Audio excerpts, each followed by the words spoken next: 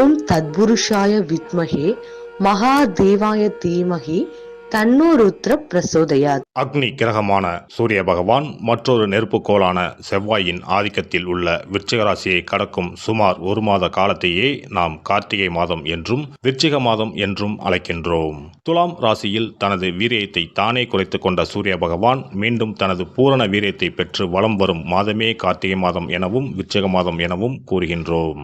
நிகழும் ஸ்ரீ மங்களகரமான விசுவாசு ஆண்டு நவம்பர் மாதம் 17ஆம் தேதி திங்கட்கிழமை அன்று மகா பிரதோஷம் கூடிய நன்னாளில் துவாதசி திதியில் சித்திரை நட்சத்திரத்தில் பிரீத்தி நாம யோகத்தில் சித்த யோகத்தில் இந்த மகத்தான கார்த்திகை மாதம் பிறக்கின்றது.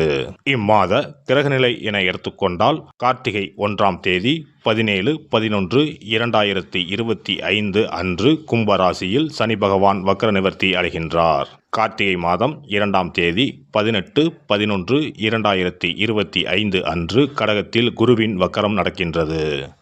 கார்த்திகை மாதம் 11ஆம் தேதி 27/11/2025 அன்று விருச்சிகராசியில் சுக்கிர பகவானும், கார்த்திகை மாதம் 20ஆம் தேதி 6/12/2025 அன்று தனுசு ராசியில் செவ்வாய் பகவானும், கார்த்திகை மாதம் 20ஆம் தேதி 6/12/2025 அன்று விருச்சிக ராசியில் புதன் பகவானும் பயிற்சியாகின்றனர். இந்த கிரக அமைப்பினால் உங்கள் வாழ்வில் உண்டாகும் சுப மற்றும் அசுப பலன்கள் என்ன என்பதனையும், அசுப பலன் ஏற்படுமாயின் ராசிக்காரர்கள் செய்ய வேண்டிய பரிகாரம் என்ன, வழிபட வேண்டிய தெய்வம் யார் என்பதனை பற்றியும் விரிவாக காண்போம். பிறக்கப் போகும் இம்மாதத்தில் உங்கள் வாழ்வில் வளமும் நலமும் செல்வ செழிப்பும் பெற்று வாழ்வில் உயரிய நிலையை அடைய எல்லாம் வல்ல பெருமானை வேண்டி விரும்பி கேட்டுக்கொள்கிறேன். துலாம் ராசி அன்பர்களே, இம்மாத கிரக நிலைகளை ஆராய்ந்து பார்க்கும் பொழுது உங்கள் ராசிநாதன் சுக்கிரன் உங்கள் ராசியிலேயே சஞ்சரிக்கிறார். அவரோடு புதன் பகவான் இணைந்து புதன் சுக்கிர யோகம் உருவாகிறது. எனவே பொருளாதார நிலை சிறப்பாக இருக்கும். புதிய திருப்பங்கள் ஏற்படும். பிள்ளைகள் வழியில் சுபகாரிய பேச்சுக்கள் நல்ல முடிவிற்கு வரும். பழைய தொழிலை பைசல் செய்துவிட்டு புதிய தொழில் தொடங்கலாமா என்று சிந்திப்பீர்கள். குடும்பத்தில் இருந்த கருத்து வேறுபாடுகள் அகலும். கூடுதலாக உழைத்தாலும் அதற்குரிய பலன் கிடைக்கும் நேரம் இதுவாகும். மாத தொடக்கத்தில் குரு பகவான் உங்கள் ராசிக்கு 10ஆம் இடத்தில் உச்சம் பெற்று சஞ்சரிக்கிறார். இது அவ்வளவு நல்லதல்ல. 10இல் குரு பதவியில் மாற்றம் என்பது பழமொழி. ஆனால் அவர் கார்த்திகை 2ஆம் தேதி முதல் வக்கரம் பெறுகிறார். அந்த அடிப்படையில் பார்க்கும் பொழுது மிகுந்த நற்பலன்கள் உங்களுக்கு கிடைக்க வேண்டும். எனவே பொருளாதார பற்றாக்குறை அகலும். புதிய முயற்சிகளில் வெற்றி கிடைக்கும். தொழில் உத்தியோகத்தில் திடீர் திருப்பங்கள் ஏற்பட்டு திரவிய லாபங்கள் கிடைக்கும். ஒரு சிலருக்கு வெளிநாட்டு அழைப்புகள் வரலாம். மாதத்தின் தொடக்க நாளிலேயே உங்கள் ராசிக்கு 5ஆம் இடத்தில் சஞ்சரிக்கும் சனி பகவான் வக்ர நிவர்த்தி ஆகிறார். இதனால் தொட்டது துலங்கும். தொழிலில் முன்னேற்றம் ஏற்படும். பிள்ளைகளால் பெருமை சேரும்.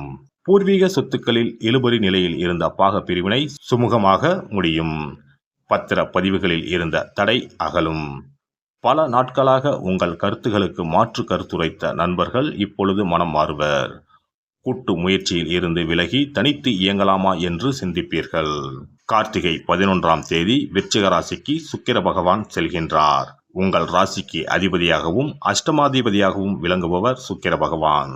ராசிநாதன் தனஸ்தானத்திற்கு வரும் இந்த நேரம் அற்புதமான நேரமாகும். தேர்ந்தெடுத்த களம் எதுவாக இருந்தாலும் அதில் வெற்றி கிடைக்கும். தெய்வீக பயணங்கள் அதிகரிக்கும். இந்த நேரத்தில் இதை செய்வோமா அதை செய்வோமா என்று சிந்திப்பீர்கள். நல்ல சம்பவங்கள் நடைபெறும் நேரம் இதுவாகும். நாட்டுப்பற்று மிக்கவர்களின் கூட்டு முயற்சி பலன் தரும். கார்த்திகை 20ஆம் தேதி தனுசு ராசிக்கு செவ்வாய் பகவான் செல்கின்றார். உங்கள் ராசிக்கு 2 மற்றும் 7 ஆகிய இடங்களுக்கு அதிபதியானவர் செவ்வாய் பகவான். அவர் சகாயஸ்தானத்தில் சஞ்சரிக்கும் இந்த நேரம் சுப செய்திகள் வந்த வண்ணமாக இருக்கும். துணிவும் தன்னம்பிக்கையும் கூடும். செய்ய நினைத்த காரியத்தை செய்ய நினைத்த நேரத்தில் செய்து முடிப்பீர்கள். பணிபுரியும் இடத்தில் நல்ல பெயர் கிடைக்கும். தனவரவு திருப்தி தரும். கார்த்திகை 20ஆம் தேதி விருச்சிக ராசிக்கு புதன் பகவான் செல்கின்றார். உங்கள் ராசிக்கு 9 மற்றும் 12 ஆகிய இடங்களுக்கு அதிபதியானவர் புதன் பகவான். 12க்கு அதிபதியான புதன் பகவான் 2இல் வரும் இந்த நேரம் செலவிற்கு ஏற்ப வரவு வந்து சேரும். ஆனால் சேமிக்க இயலாது. முந்தைய சேமிப்பில் கொஞ்சம் கரையலாம். இடமாற்றம், ஊர் மாற்றம், உத்தியோக மாற்றம், வாகன மாற்றம் போன்றவை வருவதற்கான அறிகுறிகள் தென்படும். எதிலும் யோசித்து செயல்படுவது நல்லது. நீண்ட நாட்களுக்கு முன் ஏற்பட்ட நோய் மீண்டும் தலை தூக்கலாம். எதையும் ஒரு முறைக்கு பலமுறை யோசித்து செய்வது நல்லது. பொது வாழ்வில் உள்ளவர்களுக்கு எதிர்பாராத பதவி மாற்றம் உண்டு. வியாபாரம் மற்றும் தொழில் செய்பவர்களுக்கு மாற்றினத்தவர்களின் ஒத்துழைப்பு கிடைக்கும். உத்தியோகத்தில் உள்ளவர்களுக்கு வரும் மாற்றங்களை ஏற்றுக்கொள்ளக்கூடிய சூழல் உருவாகும். கலைஞர்களுக்கு நட்பு கை கொடுக்கும். மாணவ மாணவிகளுக்கு மதிப்பெண் உயரும். பெண்களுக்கு ஆடை ஆபரண சேர்க்கை உண்டு. குடும்ப முன்னேற்றம் திருப்தி தரும்.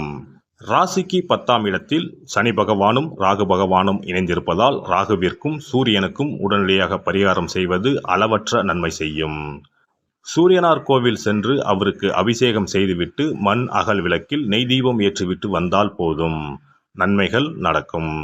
சூரியனார் கோவிலுக்கு செல்ல இயலாதவர்கள் உங்கள் வீட்டு பூஜை அறையில் ஞாயிற்றுக்கிழமைகளில் 5 மண் அகல் விளக்குகளில் சூரிய பகவானுக்கு நெய் தீபம் ஏற்றி வந்தால் போதும்.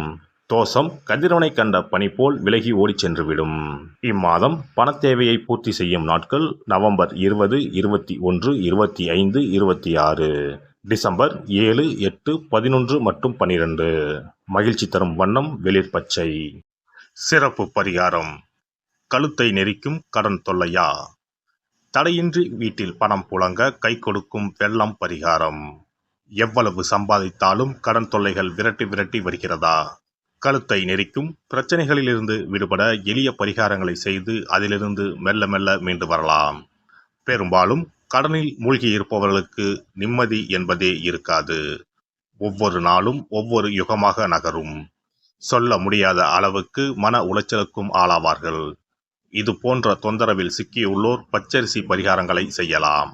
இந்த பச்சரிசி பரிகாரத்தை வெள்ளிக்கிழமை, பௌர்ணமி வரும் நாட்கள் அல்லது புரட்டாதி நட்சத்திரம் வரும் நாட்கள், சதுர்த்தி நாட்கள் இப்படி ஏதாவது ஒரு நாளில் இந்த பரிகாரத்தை செய்யலாம். பிரம்ம முகூர்த்தத்தில் செய்வது மிகவும் நல்லது. இதற்கு ₹1 நாணயம் மொத்தம் 11 எடுத்துக்கொள்ள வேண்டும். நாட்டு மருந்து கடைகளில் கிடைக்கும் புனுகு என்ற பொருள், ஜாதிக்காய், ஏலக்காய் போன்றவற்றையும் வாங்கி வைத்துக் கொள்ள வேண்டும். இப்போது 11 நாணயங்களின் மீதும் இந்த புனுகை சிறிது தடவி விட வேண்டும். மஞ்சள் அல்லது சிவப்பு நிற பருத்தி துணி ஒன்றை எடுத்துக்கொண்டு புனுகு தடவிய நாணயம், ஏலக்காய், ஜாதிக்காய் போன்றவற்றையும் அதில் போட்டு அனைத்தையும் முடிச்சு போட்டு ஒரு பாத்திரத்தின் உள்ளே வைத்துவிட வேண்டும். இந்த பாத்திரத்தின் மீது பச்சரிசியை கொட்டி மூடிவிட வேண்டும். குடும்பத்தில் அதிக சம்பளம் பெறும் நபர்கள் தூங்கும் இடத்தில் இதனை வைத்துவிட்டால் போதும். 48 நாட்களுக்கு இதனை தொடாமல் இருக்க வேண்டும். 48 நாட்கள் கழித்து பாத்திரத்தில் உள்ள ஏலக்காய், ஜாதிக்காய் ஆகியவற்றை தண்ணீரில் விட்டுவிட வேண்டும். பச்சரிசினை எறும்புகளுக்கு தானம் செய்து விடலாம். இதனால் பண கஷ்டம் நீங்கி பணம் பெருக துவங்கும் என்பது நம்பிக்கை. அதேபோல 27 மொச்சை கொட்டைகளுடன் சிறிது வெல்லத்தையும் எடுத்து உள்ளங்கையில் வைத்துக்கொண்டு ஓம் ஸ்ரீ மகாலட்சுமி தாயே போற்றி என்ற மந்திரத்தை 27 முறை சொல்ல வேண்டும். பிறகு ஒரு தண்ணீர் உள்ள ஒரு பாத்திரத்தில் மொச்சக்கொட்டை வெல்லத்தையும் சேர்ந்து கலந்து பசுமாட்டுக்கு தரலாம் அல்லது ஓடும் ஆற்றில் கரைத்து விடலாம். வாரந்தோறும் வெள்ளிக்கிழமைகளில் தொடர்ந்து 11 வாரம் சூரிய உதயத்திற்கு முன்பாக செய்து வரும்போது பண கஷ்டம் மெல்ல மெல்ல குறைய துவங்கும். அதே போல கடன் சிக்கலில் உள்ளவர்கள் பெருமாள் கோவிலுக்கு சென்று சனிக்கிழமை, புதன்கிழமைகளில் சக்கரத்தாழ்வார் சன்னதியில் துளசி மாலை சாற்றி 12 முறை வலம் வர வேண்டும். இதேபோல் 12 வாரமும் துளசி மாலை சாற்றி பிரார்த்தனை செய்து வந்தால் கடன் பிரச்சனைக்கு விடிவு காலம் கிடைக்கும். அதே போல அரச இலையை வைத்தும் பரிகாரம் செய்யலாம். அரச இலையில் மஞ்சள் பிள்ளையாரை பிடித்து வைத்து அதற்கு குங்கும பொட்டு, பூ வைத்து பூஜை அறையில் வைத்து தீபம் ஏற்ற வேண்டும். ஒரு வெற்றிலையை எடுத்து அதில் உங்களது கடன் தொகை எவ்வளவு என்பதையும் அந்த கடன் தீர வேண்டும் என்றும் எழுத வேண்டும். பிறகு வெட்டிவேர் ஒரு துண்டு, நெல்மணி 1 ஸ்பூன், 2 அருகம்புல் போன்றவைகளை வெற்றிலையில் வைத்து மஞ்சள் பிள்ளையாரின் முன்பு வைத்துவிட வேண்டும். இப்போது பிள்ளையாருக்கு தீபாராதனை காண்பித்து கடன் பிரச்சனை சீக்கிரம் தீர வேண்டும் என்று பிரார்த்தனை செய்து கொள்ள வேண்டும். இப்படி வாரம் வாரம் வெள்ளிக்கிழமையில் வழிபட்டு வரும்போது பலன் கிடைக்கும். எந்த ஒரு பரிகாரமாக இருந்தாலும் முழு மனதுடன் முழு நம்பிக்கையுடன் செய்தால் மட்டுமே பலன் கிடைக்கும்.